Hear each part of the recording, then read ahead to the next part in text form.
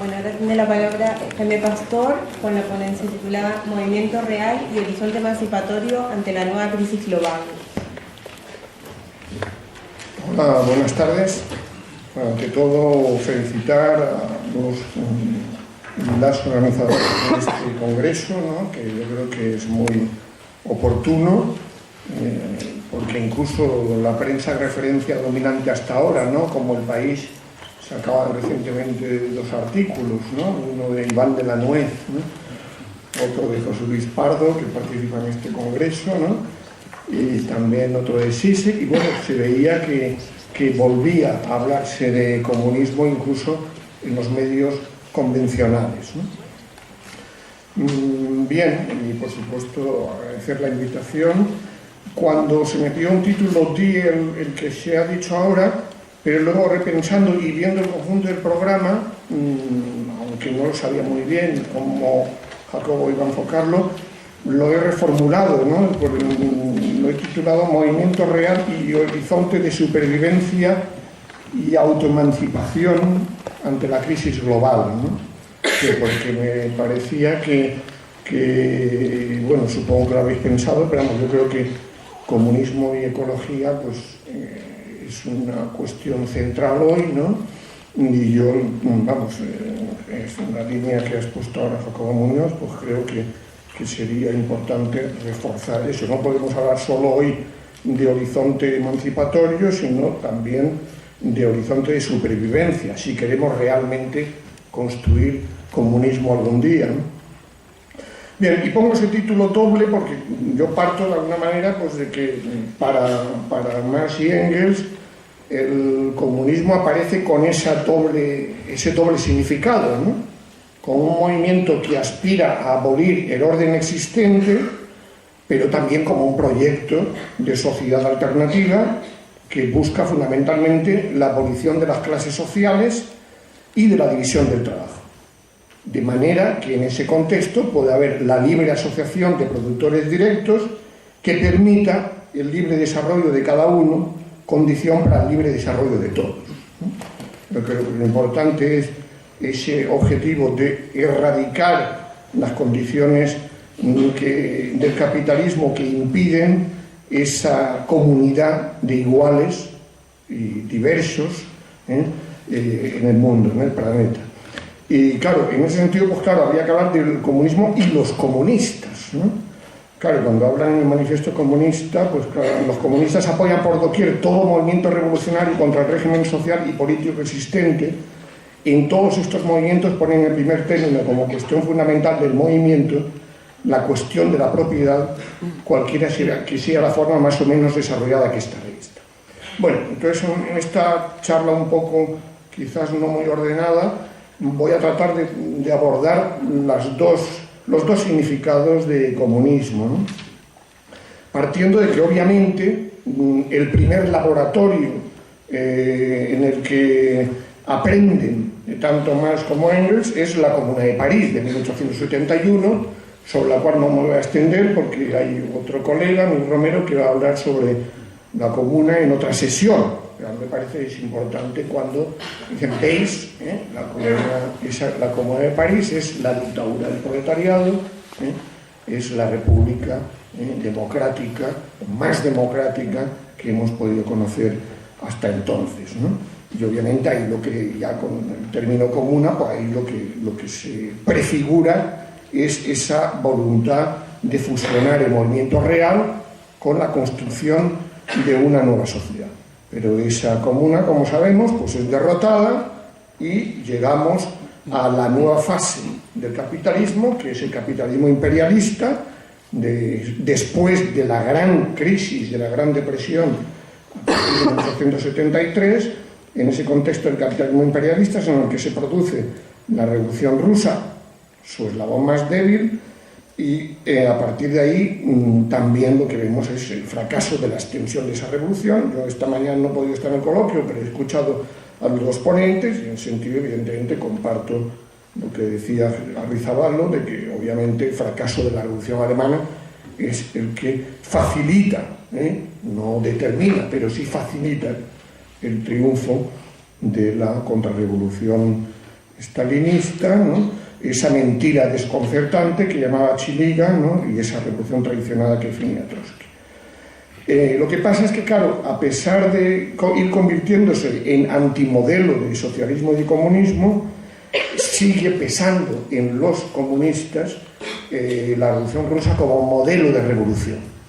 Una revolución basada en los soviets, en los consejos obreros y en la construcción, de alguna manera, de un doble poder, de una dualidad de poderes que llegue a ese punto de bifurcación en octubre del 17, cuyo desenlace favorece el triunfo de los bolcheviques.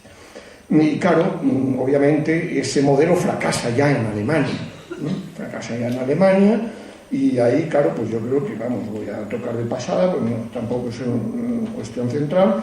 Ahí tenemos precisamente esa lectura de Gramsci, ese intento de Gramsci de sacar las lecciones de lo que ha sido la Revolución Rusa y también de las especificidades de Occidente, especificidades que, tal como las analiza, con sus notas y además con la terminología censurada por el régimen fascista, pues obviamente ha permitido distintas interpretaciones, ¿no? Desde la eurocomunista socialdemócrata, ¿no? Hasta la, digamos, gramsciana radical, ¿no? Pero yo creo que atinó en cierto modo en la complejidad del problema de la revolución en Occidente. Bueno, en ese periodo entre guerras, digamos, lo que vemos es claro cómo ese capitalismo imperialista consolida también no solo su dominación de clase en los países europeos, sino gracias además precisamente a esa sobreexplotación en el tercer mundo, como también Joaquín Arriola ha señalado esta mañana, pues lo que hace es obviamente permite también el desarrollo de una aristocracia obrera, de unos trabajadores que hoy son los que llamamos trabajadores de clase media, ¿no? Pero sobre todo, claro, esa relación jerárquica dentro de la economía mundo capitalista lo que permite es consolidar la categoría o la clasificación racista, ¿no? Es decir, que yo creo que hay que tener en cuenta, sobre todo en el siglo XX, la aportación que viene de José Carlos Mariátegui y que luego ha sido desarrollada por Aníbal Quijano, entre otros, de cómo, de alguna manera, bueno, el propio Marx no tuvo en cuenta, ¿no? No tuvo en cuenta esa etnificación de la clase obrera mundial, ¿no? Esa utilización de la división entre razas y etnias como una forma también de ir debilitando el sujeto subalterno y potencialmente antagonista, ¿no? Obviamente articulado también con lo que es la dominación patriarcal, con lo que es la dominación dentro de un sistema jerárquico de estados facilitado por ese imperialismo. Es decir, que lo que se ve es una extensión y una profundización de distintas formas de dominación y explotación a escala global dentro de ese capitalismo imperialista que evidentemente cuenta con las guerras, o sea, es un capitalismo cada vez más militarista que permite también ir asegurando su expansión a escala mundial y el freno a cualquier proceso revolucionario o la neutralización de los procesos de emancipación colonial que se dan en el tercer mundo, ¿no? Es decir, como recordó Nkrumah, ¿no? En África decía, el mayor éxito del colonialismo ha sido el neocolonialismo, ¿no? Bien, entonces en ese marco, claro, lo más novedoso es cómo en este periodo entre guerras se van sentando las bases de lo que será la transición a la fase fordista del capitalismo. Y es en ese marco en el que sí, yo creo, tiene ese lugar, ese análisis que hacía Wolfgang Hari, que aquí nos ayudó a conocerlo Manolo Sacristán sobre todo, ¿no? Es decir, esa ruptura socioecológica que se da a partir del uso intensivo de los combustibles fósiles, ¿no? Y a partir de esa agravación de la fractura metabólica entre naturaleza y sociedad que también, que afortunadamente atisbó Marx, ¿no? Es decir, que ahí lo que tenemos es ese paréntesis largo en los propios marxistas y comunistas, ¿no? El olvido de los atisbos ecologistas que pudieron tener Marx y Engels, ¿no? El reconocimiento de que los manantiales de riqueza no solo es el trabajo, sino la naturaleza, sobre todo, ¿no? Y cómo, bueno, pues en ese periodo, digamos, de transición y sobre todo después de la Segunda Guerra Mundial, lo que vemos es ya un uso cada vez más intensivo dentro de la nueva revolución industrial de esos combustibles fósiles y por lo tanto la tendencia, ya digo, a una profundización hasta llegar a situaciones límite y cada vez más irreversibles en las relaciones entre sociedad y naturaleza bajo el capitalismo. En ese marco también, claro, lo que hemos visto dentro del periodo de guerra y después de la Segunda Guerra Mundial es que ha habido distintas experiencias revolucionarias, que voy a señalar, vamos, no voy a extenderme. En su momento a algunos nos sirvió mucho un libro, una antología de textos que coordinó Ernest Mandel, que precisamente lo que hacía era recordar, ¿no? Recordar después de mayo del 68 que el tema de la autogestión no era una novedad, ¿no? Es decir, que había una historia detrás, sobre todo desde la Comuna de París, ¿no? Pero en todos los procesos revolucionarios que se han ido dando y, por supuesto, en el caso nuestro, pues poniendo el acento en lo que significó la experiencia de las colectivizaciones en Cataluña en 1936 y en Aragón. También creo que de esto supongo se hablará en alguna de las sesiones posteriores, pero creo que es importante recordarlo, ¿no? Es decir, que con tensiones, ¿no? Por ejemplo, nosotros hemos publicado Viento Sur, un libro de Juan Andrade en el que hay un artículo interesante sobre las contradicciones de la propia experiencia colectivista autogestionaria en Cataluña, por el que tampoco hay que idealizar esas experiencias, ¿no? Pero es evidente que ahí sí hubo una abolición del mercado capitalista y sentar las bases de una comunidad de iguales que pudiera compartir lo que tenían. Pero en todo caso, todo ese periodo de transición, digamos, a lo largo del periodo entre guerras y después, sí que reflejaba que como el proletariado periódicamente sí aparecía como antagonista frente al capital y generaba su propia centralidad en el conjunto de la sociedad, ¿no? Y claro, eso yo creo que es lo que aparece cada vez más debilitado con el capitalismo postfordista, diríamos, ¿no? Es decir, que dentro de la etapa que se entra a partir de los años 80, lo que sí podemos constatar es que hay una pérdida de centralidad en el centro de la economía mundo, que luego se irá desplazando, del proletariado industrial, ¿no? Hay una pérdida ya de protagonismo o de credibilidad de lo que son experiencias o intentos de repetición del modelo de la Revolución Rusa. Es decir, un modelo de la Revolución Rusa que se basó en un proletariado industrial débil, pero que realmente jugó un papel central en el proceso revolucionario ruso, ¿no? Y en ese marco, claro, pues lo que hemos ido viendo es, sobre todo, claro, con la caída del bloque soviético, el triunfalismo capitalista, el capitalismo popular, es decir, porque el capitalismo postfordista se convirtió, ¿no?, bajo el neoliberalismo, en un capitalismo popular, digamos, en una parte de la economía mundo capitalista, es decir, fundamentalmente en Europa, en ese marco del estado del bienestar, que por un lado es cierto que asumió esa satisfacción de determinadas necesidades básicas, pero desde el Estado, no desde la sociedad, no desde la ciudadanía, no desde los trabajadores, ¿no? Pero que al mismo tiempo permitió, a través del crédito, ¿no?, ese acceso, esa igualación a través del consumo de grandes sectores de trabajadores, ¿no? Entonces, en ese marco es en el que yo creo que lo que hemos visto ha sido un proceso, digamos, de fragmentación cada vez mayor de lo que sería el mundo de los trabajos en general.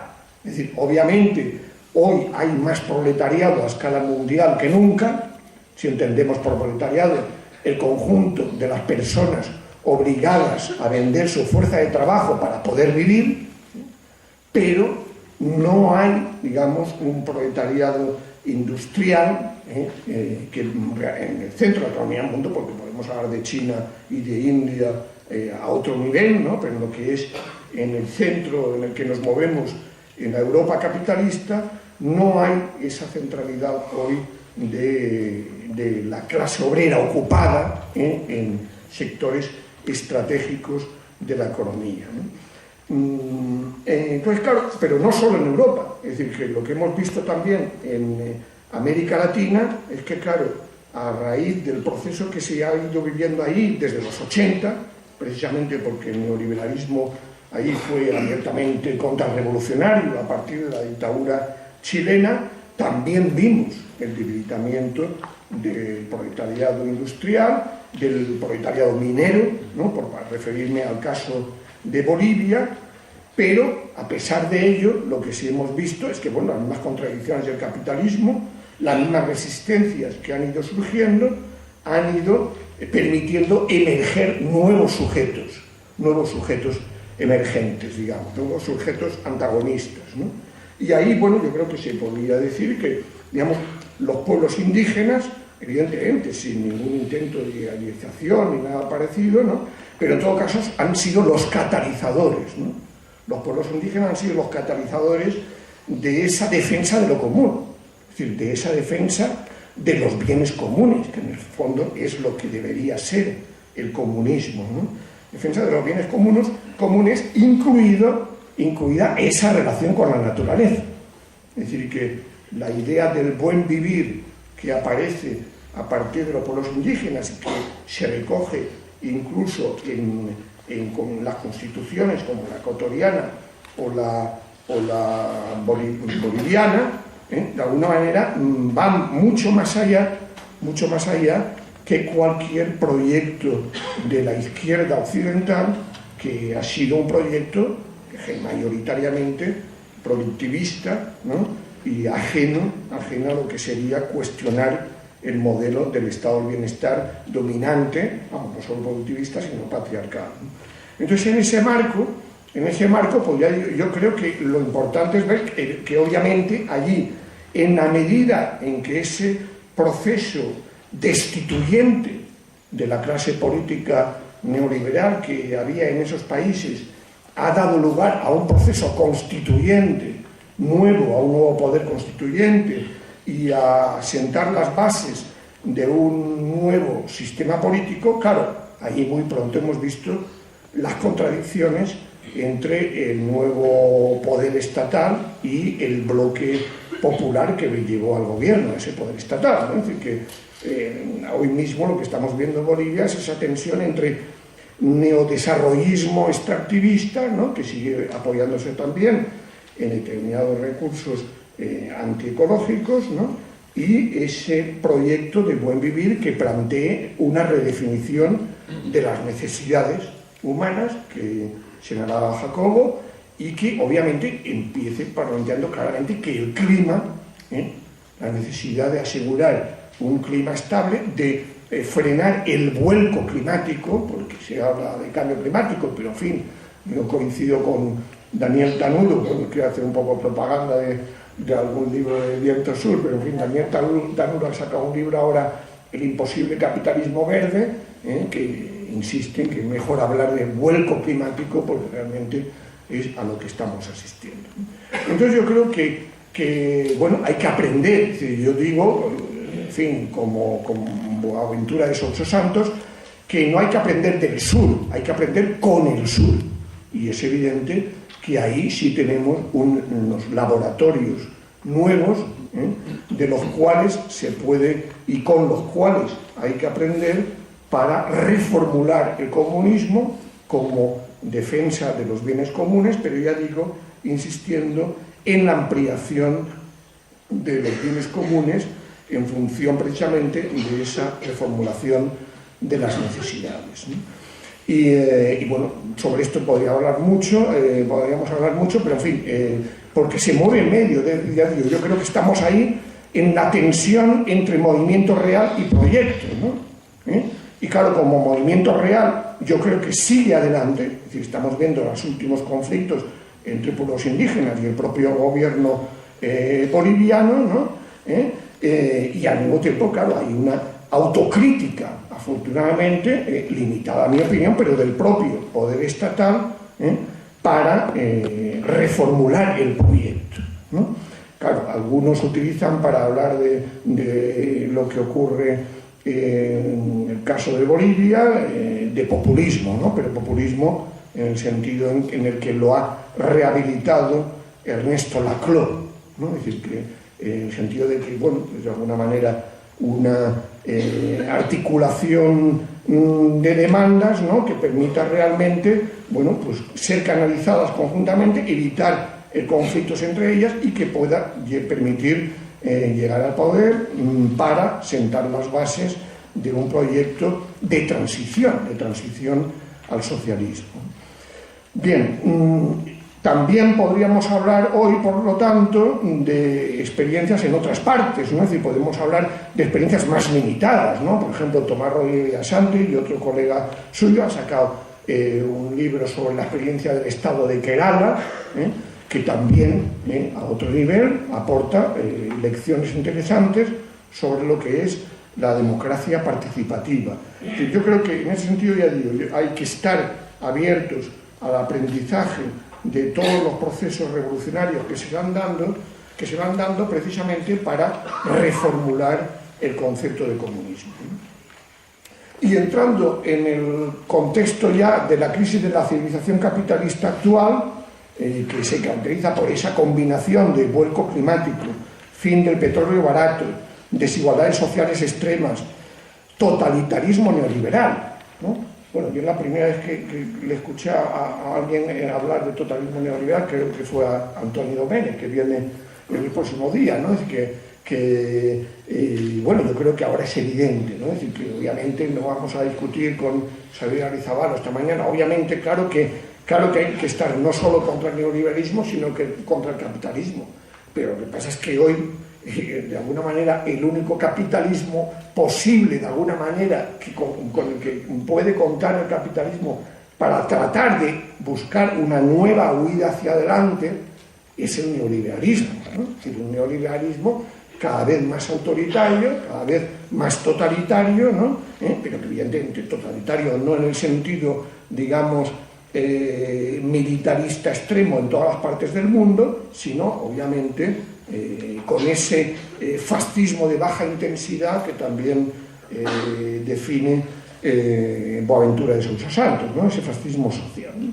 Pero en todo caso, yo creo que sí que esa conjunción de factores de crisis de la civilización capitalista actual, de estancamiento, de gran depresión, de decrecimiento, claro, porque ahora el problema es ese, el capitalismo no puede existir sin crecimiento, pero el problema es que hoy sabe el capitalismo que le espera una larga etapa de crecimiento caótico, probablemente. Claro, están las llamadas potencias emergentes, ¿no? Que pueden todavía crecer, pero claro, obviamente esas potencias tienen que exportar, ¿no? Y si hay menos capacidad de compra en los países occidentales, pues lógicamente ellos van a tener ahí un límite.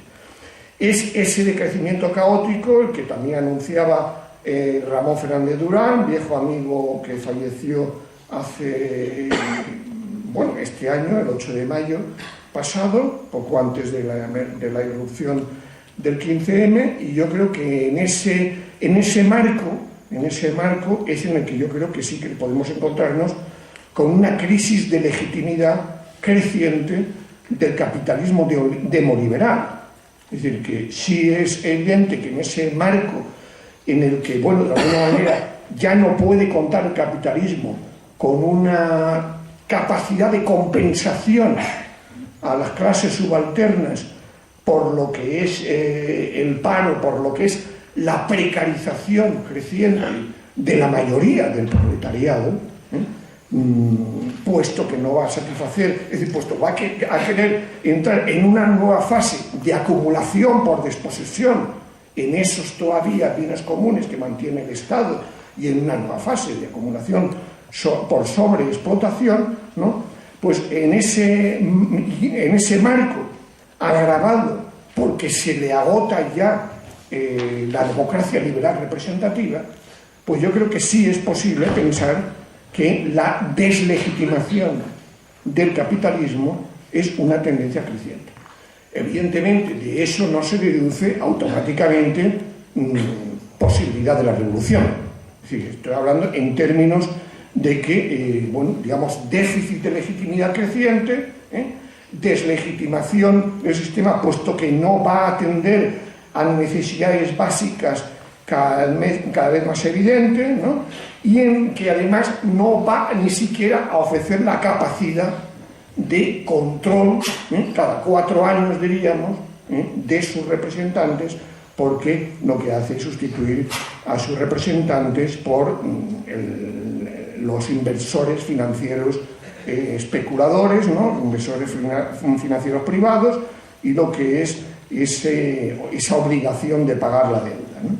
Entonces, en ese marco, ¿de dónde habría que aprender? Pues claro, yo creo habría que aprender de lo que está pasando en Grecia, ¿no? Es decir, que en Grecia tenemos un laboratorio, a pesar suyo, obviamente, pero en todo caso ahí sí que estamos teniendo, sobre todo desde 2008, un proceso de confrontación, ¿no? De confrontación, o por lo menos, digamos, de divorcio creciente entre los y las de abajo y los de arriba, ¿no? Es decir, y en esa tensión, obviamente, llegamos a un momento en que, tras largas huelgas generales, se llega incluso a implicar gente nueva. Es decir, lo curioso de la Plaza Sintagma después del 15M madrileño es que entra gente nueva que no había estado, muchas de ellas, en las movilizaciones, digamos, de la clase obrera ocupada, o incluso de la juventud. En ese sentido, yo creo que, claro, me permitiría citar, ¿no? Para no hablar solo a título personal, ¿no? Creo hay un artículo interesante que podéis ver en la web de Viento Sur, de Panayotis Sotiris, Pueblo y Soberanía Popular, que señala hay que aunar diferentes experiencias sociales y articular reivindicaciones comunes que, por muy esquemáticas que puedan ser, tienen en común la hostilidad de los trabajadores, sean asalariados, parados o autónomos, hacia lo que se percibe como la violencia del mercado, en particular de los mercados internacionales, contra la sociedad. Es preciso repensar el concepto mismo de pueblo de manera que incluya el antagonismo de clases y la oposición no únicamente a los centros de poder internacionales, sino también a las fuerzas del capital nacionales, que la oponga a todas las formas de racismo y la identifique no con la nación o la forma abstracta de ciudadanos, sino con la alianza de todos aquellos que, dentro de una formación social, de una manera u otra, dependen de su fuerza de trabajo para ganarse la vida. Esto incluiría asimismo la experimentación de nuevas formas de democracia no parlamentaria. Las formas actuales de democracia directa de lucha y las estructuras no jerárquicas de coordinación que aparecen en el actual ciclo internacional de protestas no deberían concebirse tan solo como un instrumento para conseguir las reivindicaciones, sino también como formas de un incipiente doble poder. Al mismo tiempo, la noción de soberanía popular también debe pensarse como una forma de autodeterminación social colectiva. Necesitamos una izquierda que no piense simplemente en términos de lucha y resistencia, sino también en términos de poder y hegemonía, en la posibilidad de nuevos bloques históricos, nuevos encuentros necesarios entre alianzas populares potencialmente anticapitalistas. Bueno, estos son extractos de su artículo, creo que ayuda a repensar, por supuesto, el comunismo como horizonte, pero también cómo llegar a ese comunismo, ¿no? Cómo actualizar esos conceptos sin oponer unos a otros, ¿no? Es decir, sin oponer clase obrera a pueblo, sin oponer el pueblo a bloque histórico, a bloque antagonista, ¿no? Y yo creo que eso liga también con reflexiones interesantes de otros colegas como Massimo Modenesi, ¿no? Massimo Modenesi tiene un libro reciente que se llama Subalternidad, Antagonismo y Autonomía, que, bueno, trata de apoyarse en las experiencias también que se han vivido en América Latina, ¿no? Pero que yo creo que ayudan, ¿no? Ayudan también a resituar eso, porque claro, el gran problema es cómo pasar de la subalternidad al antagonismo y del antagonismo a la autonomía, diríamos, ¿no? Es decir, subalternidad en el sentido que no entendía Gramsci, ¿no? Es decir, esa dualidad de subordinación y resistencia que se da en las clases subalternas, ¿no? Es decir, que es lo que estamos viendo. Es decir, si hoy hiciéramos encuestas, ¿no? O incluso una amiga que ha montado muchos grupos de discusión en el último periodo, ¿no? Es decir, claro, pues lo que nos encontramos es cómo la misma gente que está dispuesta a resistir como trabajadora en función de la defensa de sus intereses materiales o la defensa de determinados bienes comunes, puede evidentemente ser claramente procapitalista o productivista en relación a la cuestión ecológica, ¿no? O puede ser machista y defensora del patriarcado. Es decir, el gran problema que nos encontramos para la construcción de un bloque histórico, un bloque antagonista, es precisamente ir superando la condición de subordinación para reforzar la resistencia, no solo en un marco estrecho, digamos, obrerista, sino en el marco complejo de la articulación de la lucha contra las distintas formas de opresión y dominación, para pasar al antagonismo con el capital, pero sin jerarquizar las contradicciones, sino buscando, ya digo, responder simultáneamente a todas ellas, ¿no? Y por lo tanto, bueno, llegar al objetivo de la autonomía. Obviamente el objetivo de la autonomía, pues digamos, dentro de la tradición de izquierda, pues sí ha sido Castoriadis el que más la ha desarrollado posiblemente, ¿no? Pero en todo caso, autonomía, autoemancipación, pero que debe ir unida a la necesidad de esa garantía de supervivencia frente al vuelco climático en el que nos encontramos y al agotamiento de la era del petróleo, ¿no? Por lo tanto, yo diría que con Catherine Samarin diría que debemos pensar el comunismo como objeto de las luchas actuales contra la mercantilización del planeta impuesta por el capital, por la satisfacción de las necesidades esenciales determinadas de forma democrática, estableciendo puentes entre las luchas dentro y contra el capitalismo por reformas y la necesidad de revolución, de otro poder para extender las conquistas y cuestionar la dominación del capital. Ahí es donde a mí me hubiera gustado polemizar esta mañana con Xavier Arrizabalaga, ¿no? Porque claro, cuando entrando, ya digo, aunque tampoco es el tema principal, pero como lo he escuchado, cuando se hablaba del problema, en fin, del euro, de salir o no del euro y todas estas cosas, ¿no? Claro, yo creo que el problema, vamos, yo sigo pensando en términos, digamos, de estrategias de transición. Es decir, en el contexto en el que nos movemos, pues claro, un concepto clave es cambiar la relación de fuerzas.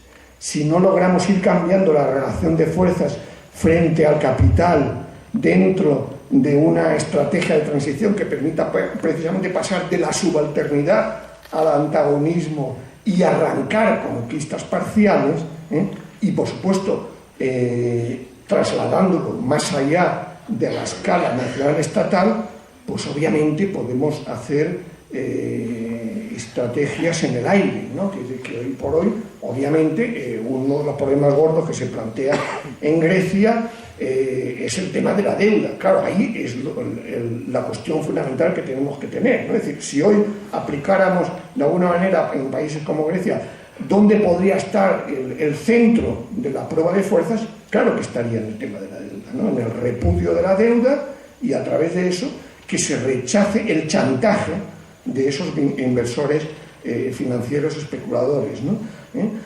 Pero claro, en ese marco, pues claro, que hay que tener en cuenta qué estrategias adopta el enemigo, el capitalismo europeo, frente a esa posible movilización por el rechazo de la deuda. En fin, no sé si me explico muy bien, por lo menos, si acaso podemos verlo luego en el debate, si interesa, pero creo que sí es importante, y eso lo podemos ver incluso si hablamos de movimientos como el 15M y otros, y sobre todo en la coyuntura histórica en la que estamos, ¿no?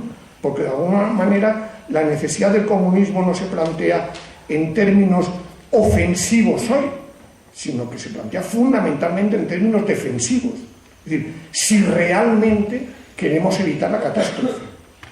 Recordando a Wolfgang Ari, creo que él distinguía entre la catástrofe latente y la catástrofe galopante, ¿no? Es decir, cuando él hablaba de la catástrofe galopante a primeros de los 80, se refería a la amenaza de guerra nuclear que había entonces. Y la catástrofe latente era esa crisis ecológica, ¿no?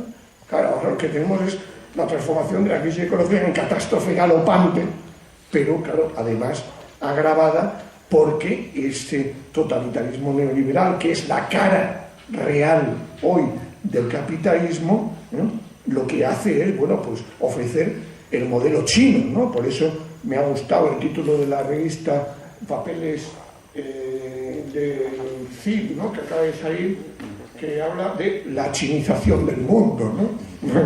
Pues, claro, ese es el horizonte, ese es el modelo. Antes era Singapur, ¿no? Pero primero Singapur era esa combinación, ¿no?, de régimen autoritario, porque no decían dictadura, ¿no?, régimen autoritario con mercado, ¿no? Bueno, ahora el modelo, en todo caso, con quienes hay que competir, bueno, con los chinos, bueno, ya además vamos a ver aquí también racismo antichino a otro nivel, ¿no?, con el pequeño comercio chino, ¿no? Pero en fin, ese sería otro tema. Pero vamos, yo creo que no sé decir, puesto que se plantea, volviendo a esto, lo que decía, creo que ya me estoy pasando mucho, lo que venga a hacer que se plantea en términos defensivos. Es decir, creo que decía Fredric Jameson, no para crear el paraíso, sino para evitar el infierno, diríamos, ¿no? Fredric Jameson decía esto, ¿no? Por lo tanto, en ese contexto defensivo, el problema es cómo pasar a la ofensiva, cómo ir cambiando la relación de fuerzas, y ahí yo creo que sí que hay que luchar por reformas, obviamente.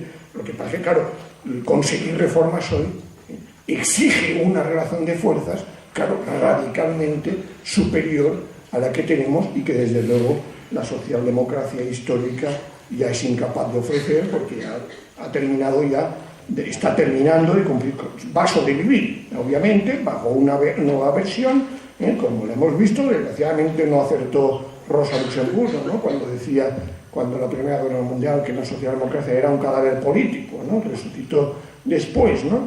Pero en todo caso es evidente que la socialdemocracia creció paralelamente al estado del bienestar. El fin del estado del bienestar es el fin de esa socialdemocracia, ni siquiera bajo su versión social liberal, ¿no? Bien, por lo tanto, ¿cómo podríamos entender el comunismo hoy? Bueno, pues como la creación de una sociedad nueva en la cual puedan darse todo tipo de emancipaciones, ¿no?, en plural, ¿no? Yo por eso soy marxista, pero con adjetivos, no marxistas secas, en que pueda darse todo tipo de emancipaciones, por supuesto, en el trabajo, en relaciones entre géneros, en relaciones entre pueblos y naciones, entre etnias, ¿no?, en las relaciones y en la relación con la naturaleza, supervivencia. Es decir, porque es evidente que el capitalismo está ahora, con esa vida hacia adelante, queriendo saltarse los límites de la vida en el planeta, y obviamente el planeta puede sobrevivir, pero no la humanidad y no la mayoría de la biosfera, ¿no? Entonces, en este contexto, claro, yo creo que lo que hay que hacer es hacer una lista cada vez más amplia de cuáles son esos bienes comunes que deben ser socializados, ¿no? Eso es, debería ser el comunismo, y por lo tanto esos bienes comunes deberían ser aquellos que pudieran satisfacer las necesidades relacionadas con la producción y reproducción de la vida. Y por lo tanto cuestionar aquellas que no tengan que ver con la producción y reproducción de la vida, en un modelo que sería vivir bien con lo suficiente. Y ahí tomo una fórmula de Jorge Rielman, que ha estado antes aquí, pero se ha tenido que marchar, que sería reformular lo que decía Marx y Engels, ¿no? Es decir, de cada cual según sus capacidades, a cada cual según sus necesidades básicas y teniendo en cuenta los límites biofísicos del planeta. Pero lo importante es que, claro, que esa socialización de los bienes comunes vaya acompañada de una democratización de la política, frente a la oligarquización creciente, ¿no? Es decir, democratización de la política, que significa socialización del poder, pero el poder también en el sentido plural del término, no limitado a los estados, aunque evidentemente los estados sean, por supuesto, un conjunto de instituciones, que también estoy de acuerdo con lo que se decía esta mañana, que es necesario contar con él, porque obviamente, como decía en Kalínicos, aunque tú pases del Estado, el Estado no pasa de ti, ¿no? Es decir, el Estado está cada vez asumiendo, digamos, es anoréxico en el plano social, pero es cada vez más bulímico en el plano del control social, en el plano del control de esas clases subalternas, ¿no? Bien, y en este sentido, bueno, pues de lo que se trataría ya para no extenderme mucho, es que habría que apostar, quizás, me ha gustado a mí una fórmula de Bruno Bostils, que ha sacado un libro reciente, que se llama La actualidad del comunismo, que habla de un izquierdismo especulativo, ¿no? Yo diría, por un izquierdismo de combate y especulativo, ¿no?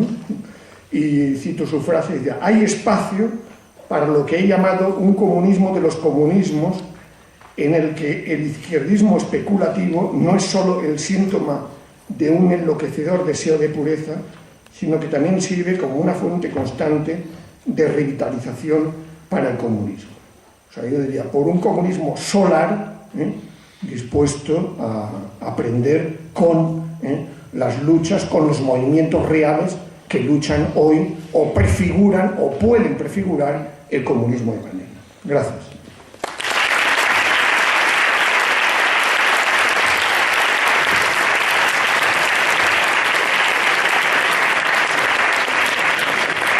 Bueno, gracias. Vamos a hacer un descanso de 15 minutos para luego continuar con el debate.